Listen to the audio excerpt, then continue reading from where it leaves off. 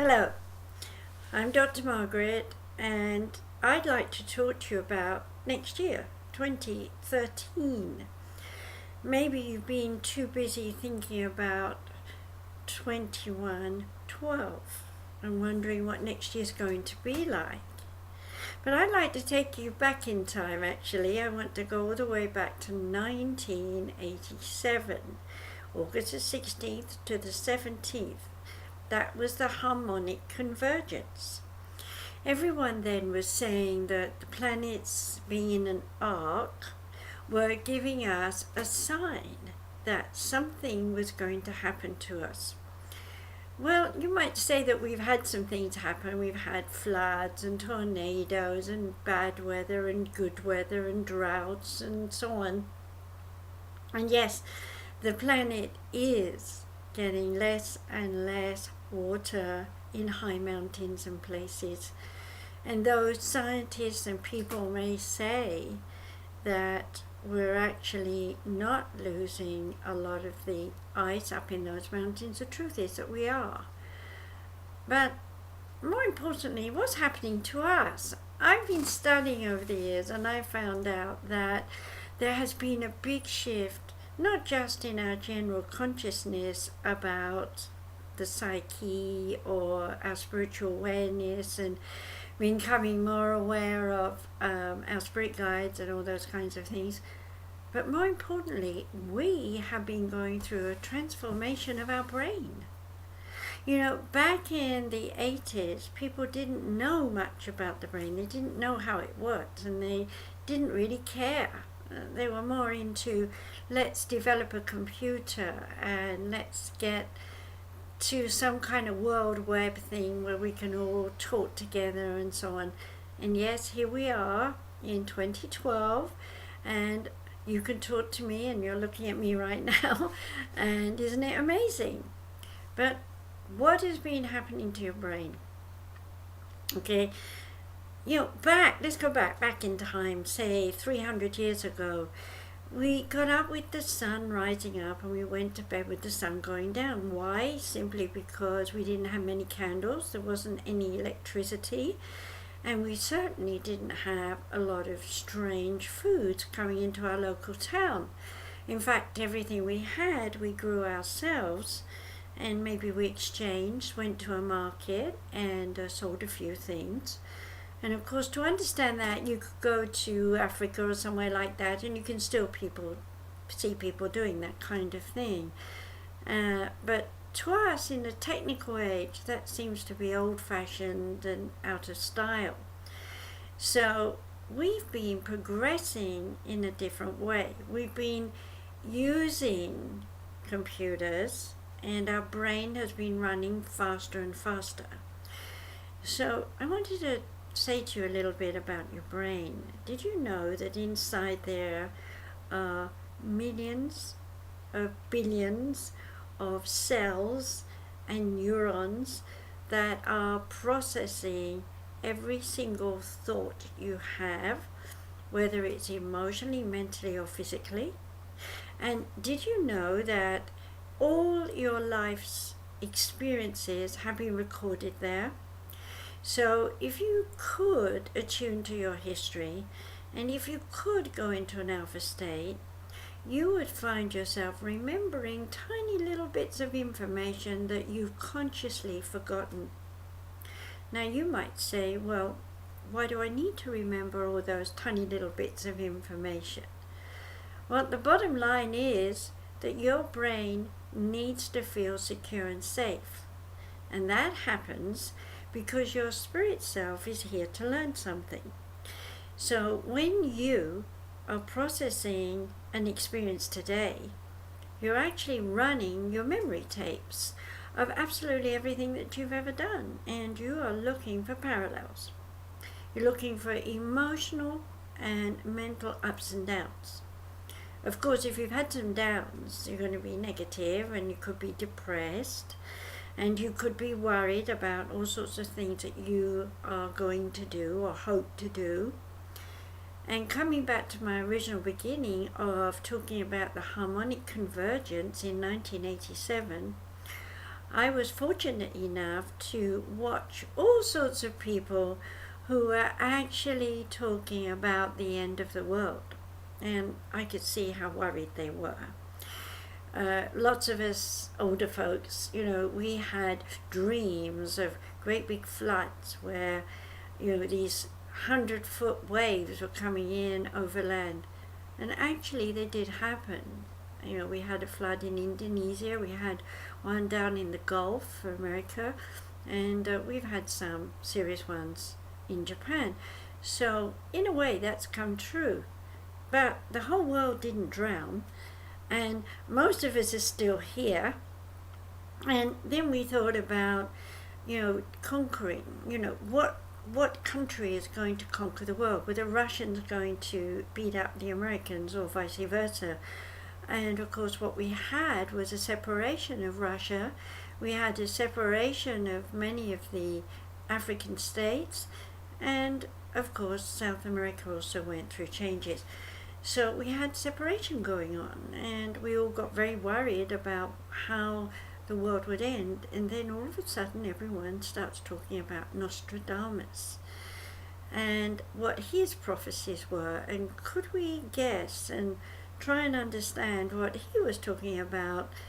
And then up came the idea about the Mayan calendar, and everyone started to talk about the end of the world.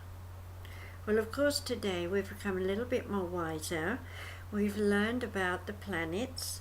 We've learned about the shifts in the way those planets affect our Earth. We've learned that the Earth has shifted its poles a little bit. We know it's wobbling. And so we're beginning to understand our view of this Earth from space. And we're starting to say, well, the world isn't coming to an end. But what is coming to an end? What is changing? So I'm saying to you, what is changing is actually your brain. All those neurons and cells have been busily multiplying and shifting and processing everything that you've done.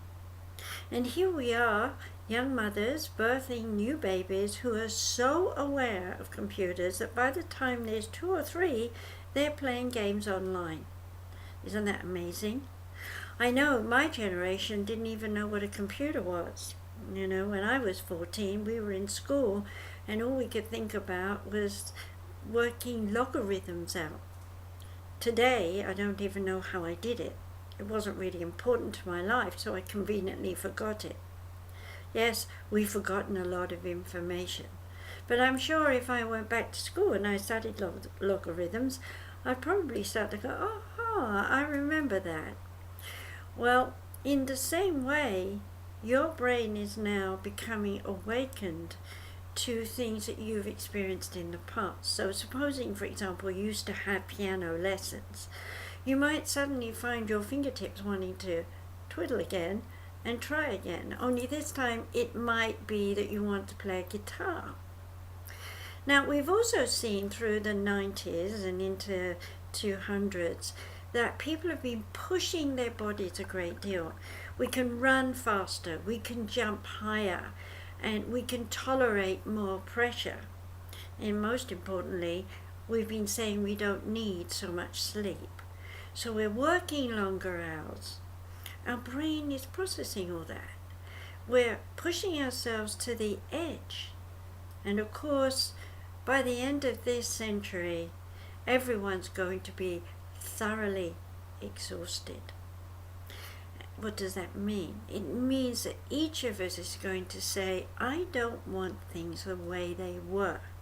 I don't want to do things the way I've done them. I may want a new career. I may want to write a book. I may want to paint a painting. But whatever I want to do, it's got to be in a new flavor. It's got to have something exciting, something that I can get my hands on. Yes, we're going to become more practical. We might want to build our own home, or we might want to work with some other people to build someone else's home. Yes, we'll congregate, we'll want to work together. So in a way, we need some bad weather, we need some floods and things, so that we all come together and we start sharing our skills and our talents and learn some new things. Now there's something else that's very important. We've been discovering that as we've developed our ability to learn, we've also awakened our ability to our psyche, our psychic senses. So we've become more clairsentient. That means I can hear noises where I didn't hear them before, and I can smell and taste those noises. Does that sound funny? How can you smell and taste a noise? Well, normally we don't think about things like that. Or we see a picture of some food and suddenly we're smelling and tasting it even though it's not in the room. Or maybe we feel that we're seeing and hearing something at the same time. For example, here's a loaf of bread and I can suddenly hear someone's cutting it. Where's that come from? What are we doing to awaken ourselves to these abilities? And even more, we're sensitive to everyone. We feel all those people in the room with us. Some of them don't feel quite so nice and some of them feel a little bit more negative. So we start grouping people, over there's the horrids and over there is the not so bad and over here's the super. I like them, Well, we've been doing a lot of that. But we're beginning to understand that in the core energy, we're all the same. We're full of fear, pain, anger, and guilt, and we want to share ourselves with as many people as possible. And the one beautiful thing about the computer world is it makes it possible. Here am I talking to you, and you are having hopefully a good time listening to me. Now, in the future, we are going to be much more focused on talking to one another visually. So in other words, I want to see you, I want to hear you, and I want to know exactly what you're saying and doing while I'm feeling you. So even though you're not with me in the room right now, there's a part of you feeling my energy. And you may or may not like me. I hope you do like me, but you're going to feel me, and that's using psychometry. And while you're doing that, you're busy watching my face and the way I express myself and deciding if I fit into the kind of pattern of the people you've known in your life and whether you can trust me or not. And that's going to be an important part of your future next year. You want to know that you've got people around you that are loyal and true and trustworthy. So you have to work on yourself to find out if you are loyal and true and trustworthy to other people. Now, right now we're in revolution. Half the world is fighting and arguing and throwing bombs around, and then they're running down politicians in every country and saying we want a new structure, we want a new organization, we want new leaders. Okay, do you want to be a leader? Are you ready to be a leader? Do you feel like you're a leader? It's a big responsibility, isn't it? But what if we can really share? What if we have someone who can say, okay, I'm like chairperson and I'm going to have all these people who sit around with me and they give me their points of view and we listen, and together, instead of disagreeing, we integrate. And in integrating, we find ways, new ways, to process our ideas, our thoughts, and our feelings. And what better way to do it than by listening to our spirit selves? So it's going to be important for you this year and next year, and probably the year after too, to develop your psychic skills so that you can immediately be with someone and know when they're telling you the truth. Well, that puts an end to any con merchants that want to come and try and tell you this is the best object in the world when it's the worst. You'll be able to look at it and say, Okay. At the same time, when someone comes up with some kind of project that's going to be an idea to revamp our money, you'll be able to listen with your spiritual self and go, that sounds feasible. It sounds possible. Maybe we can all come together and find a universal way to integrate our monies. And once we do, how about sharing the food? How about sharing so many things that we have in the Western world with the Eastern world, or the North or the South, or anywhere else you want to think about? Yes, we are in the Aquarian age, and yes, we are here to understand the mind. That's what the Aquarian age is about, mind. But the mind is controlled by your spirit. Long before you were ever born, your spirit entered your mother's womb, tied in with the zygote that was you, and one little part of that zygote turned into your brain, and as it did, your spirit self bonded with that brain. And then as your body grew, so your spirit entwined with the body. Now, there's a lot of issues about whether we should or shouldn't have babies and what's right and what's wrong. The truth is, we already planned it in the oneness spiritually to be born in this time and to be here and to share and integrate in the coming years ahead. What we do next year will lay a foundation stone that will be the base, the very base. I want you to think of it as a very big base here, upon which we will build year in, year out for the next 2,642 years. That's the Aquarian age. So we're just a little bit in. And though it may not seem important to you, and though you may think you're only one individual, you are a part of that base. And as a part of that base, you must do your piece. You must do your bit. You must integrate and share. All over the world right now, women are learning to share, to find their strength, their inner power. But the men have to understand and respect that we're all the same. So men and women must work side by side and integrate. No more competition. We must share. So I'm going to leave you on that thought, and hopefully you'll share this video with lots of people.